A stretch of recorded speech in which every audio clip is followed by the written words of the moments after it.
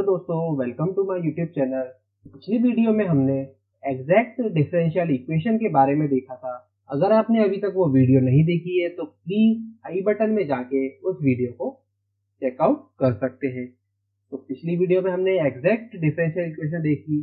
तो अगर कोई इक्वेशन एग्जैक्ट इक्वेशन नहीं होती है तो फिर हमें क्या करना है वो इस वीडियो में हम जानेंगे। तो if equation is not exact then हमें एक इंटीग्रेटिंग फैक्टर को फाइंड करना है। तो अगर हम उस इंटीग्रेटिंग फैक्टर को फाइंड कर लेते हैं तो उसकी हेल्प से हम हमारी इक्वेशन को एग्जैक्ट बना सकते हैं। तो इसको फाइंड करने के लिए हमारे पास चार तरीके हैं। इसके लिए हम पहले रूल 1 को देख लेते हैं। तो हमारी बेसिकली इक्वेशन किस फॉर्म में होती है, m dx plus n dy equal to 0 इस फॉर्म में रहती है। तो पहले हमें हमारी इक्वेशन को इस फॉर्म में रीअरेंज कर देना है। फिर हम फाइंड करते हैं dm upon dy equal to dn upon dx। अगर ये दोनों आपस में इक्वल नहीं आते हैं तो हमारी जो इक्वेशन है वो एग्जैक्ट नहीं होती है। तो अगर हमारी इक्वेशन एग्जैक्ट नहीं है तो हमें उसे पहले एग्जैक्ट बनाना है, तभी जाके हम उसका जनरल सॉल्यूशन को फाइंड कर पाएंगे। तो रूल नंबर 1 क्या कहता है कि पहले हम चेक करेंगे if x into m plus y into n not equal to 0 होता है तब हमारा जो इंटीग्रेटिंग फैक्टर है वो होगा 1 upon x m plus y n के इक्वल। तो ये हो गया हमारा पहला रूल। इसी टाइप से रूल 2 को देख लेते हैं। तो रूल 2 क्या बोलता है कि अगर if x into m minus y into n not equal to 0 होता है तब हमारा इंटीग्रेटिंग फैक्टर होगा 1 upon x m minus y n के इक्वल। तो ये होगा दो रूल। इसी टाइप से अगर हम देखें रूल 3 को, तो रूल 3 क्या बोलता है, if dm upon dy minus dn upon dx upon n जो कि कोई फंक्शन आएगा उसको हम फाइंड करेंगे। तो इस फंक्शन को कैलकुलेट करने के बाद हमारा जो इंटीग्रेटिंग फैक्टर है वो जनरेट होके आएगा e power integration of F x d x. इसी टाइप से रूल 4 क्या बोलता है कि if dm upon dy minus dn upon dx upon m, यहाँ पे अपॉन में n था, यहाँ पे m आ गया है। ये भी कोई एक फंक्शन आएगा जिसका नाम अभी हम रख देते हैं फाई x के नाम से। तो इसके लिए भी अगर हमें इंटीग्रेटिंग फैक्टर फाइंड करना है तो वो हो जाएगा e power integration of phi x d x. तो इस चार तरीकों से हम इंटीग्रेटिंग फैक्टर को फाइंड कर सकते हैं और जब ये इंटीग्रेटिंग फैक्टर हमारे पास आ जाएगा तब हम इस इंटीग्रेटिंग फैक्टर को हमारी मेन इक्वेशन में क्या कर देंगे, मल्टीप्लाई कर देंगे। और मल्टीप्लाई करने के बाद हमारी जो इक्वेशन है वो बन जाएगी एग्जैक्ट इक्वेशन। और एग्जैक्ट इक्वेशन जब बन गई तो हमें पता है कि फॉर्मूला हम यूज करते हैं integration of m d x, जिसमें कि एक्स वाई को कांस्टेंट रखते हैं, और integration of n d x equal to 0, और इसमें हमारी एक्स के अलावा वाली सारी टर्म होती है। तो इसको समझने के लिए हम क्वेश्चंस को देखते हैं। तो क्वेश्चन में दिया है solve x y minus 2y square d x minus x square minus 3xy dy is equal to 0। Find the general solution of the equation. Equation हमें गिवन है तो पहले हम उसे देख लेते हैं कि वो m dx plus n dy के फॉर्म में है कि नहीं। तो m dx plus n dy के फॉर्म में ये इक्वेशन है। तो n की वैल्यू यहाँ पे है xy माइनस 2y स्क्वायर और n की वैल्यू है यहाँ पे minus x square minus 3xy के इक्वल। तो पहले हम फाइंड करते हैं dm अपॉन dy। तो वो हो जाएगा x माइनस 4 y के इक्वल। इसी टाइप से अगर हम dn अपॉन dx को कैलकुलेट करेंगे तो वो हो जाएगा -2x प्लस 3y के इक्वल। तो हमने देखा कि हमारे dm upon dy not equal to dn upon dx आ रहा है, यानी कि ये इक्वेशन एग्जैक्ट नहीं है। तो इसे हम एग्जैक्ट बनाने के लिए जो ऊपर हमने पढ़ा था 4 स्टेप्स यानी 4 रूल, उनमें से किसी एक रूल को अप्लाई करते हैं। तो मतलब ऐसा जरूरी नहीं है कि आपको पहला ही रूल अप्लाई करना है या दूसरा रूल अप्लाई करना है। आप इनमें से कोई से भी रूल को अप्लाई करके इंटीग्रेशन फैक्टर को फाइंड कर सकते हैं।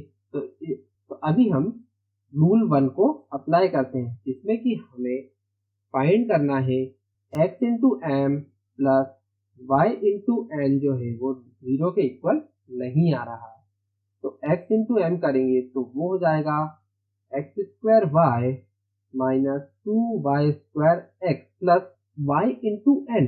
तो y इंटू एन करेंगे तो वो हो जाएगा minus x square into y plus 3xy square.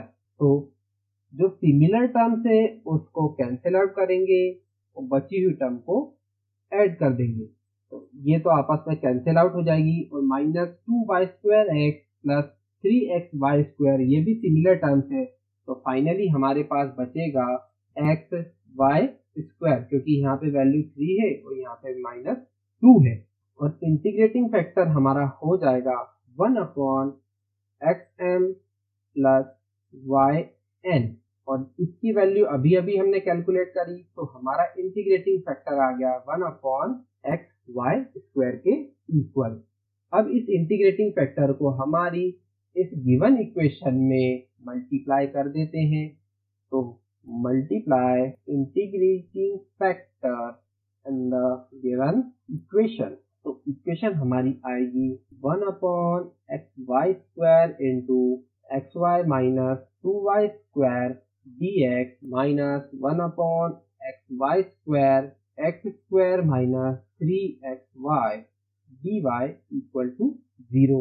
और फाइनल मल्टीप्लिकेशन के बाद हमारी इक्वेशन चेंज होके बन जाएगी 1 upon y minus 2 upon x into dx minus x upon y square plus 3 upon y dy equal to 0। और ये जो हमारी अब फाइनल इक्वेशन आई है, ये इक्वेशन एक एग्जैक्ट इक्वेशन है।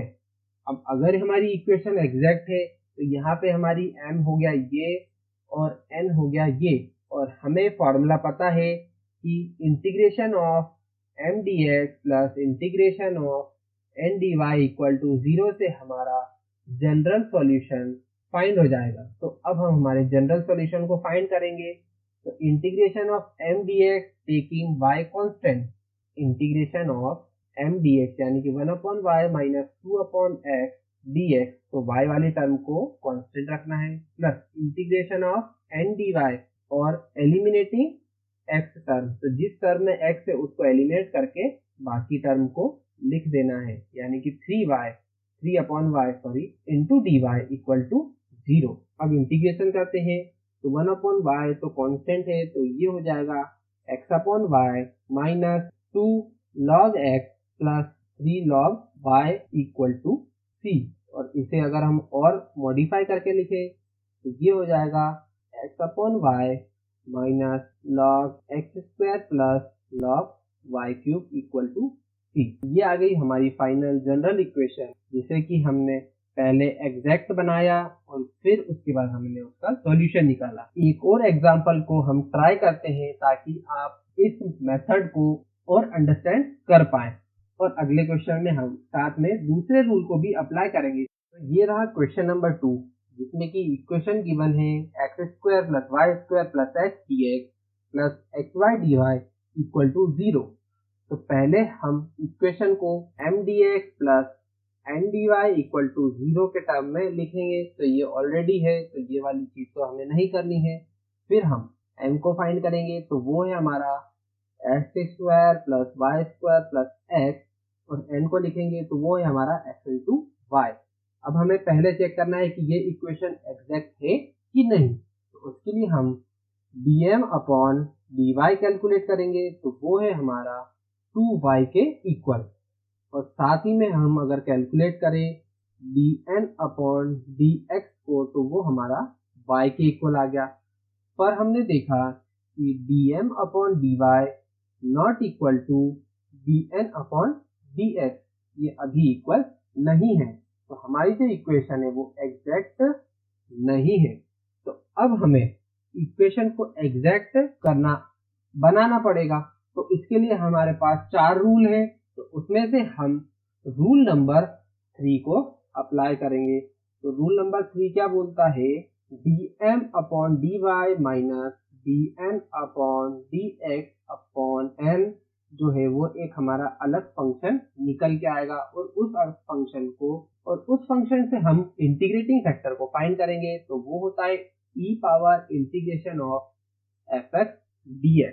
तो पहले हम dm अपॉन dy जो कि पहले ही हमने कैलकुलेट करा है वो है 2y के equal, minus dn upon dx जो कि है y के इक्वल, अपॉन में n जो है वो हमारा है x इंटू y के इक्वल, इससे फाइंड करेंगे। तो ये हो गया हमारा y अपॉन xy, और y से y कैंसिल, तो 1 अपॉन x आ गया हमारा आंसर। और अगर हम इंटीग्रेटिंग फैक्टर निकालें e power integration of 1 upon x dx, तो वो हो जाएगा e power log x। Finally आ गया ये हमारा x के equal.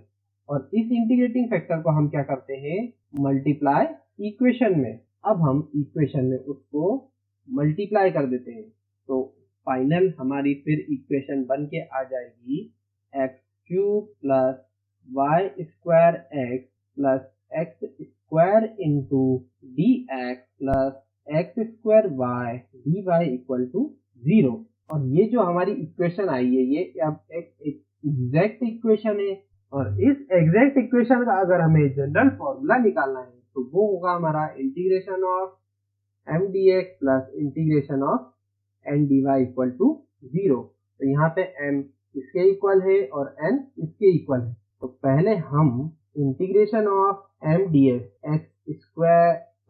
X cube plus y square x plus x square d x plus integration of n d x, जिसमें कि x वाली टर्म नहीं रहती है। तो यहाँ पे x वाली टर्म कुछ भी नहीं है, तो हम इसको 0 dy लिख देंगे इक्वल टू 0।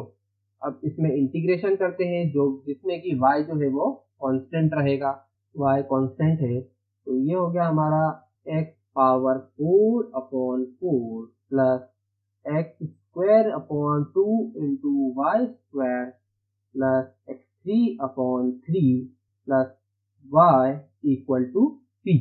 तो अगर हम इसको और सिंप्लीफाई करेंगे तो कर लेंगे, पर यही हमारा फाइनल जनरल सॉल्यूशन बन के आ रहा है, जो कि हमें गिवन क्वेश्चन में सॉल्व करने को बोला गया था।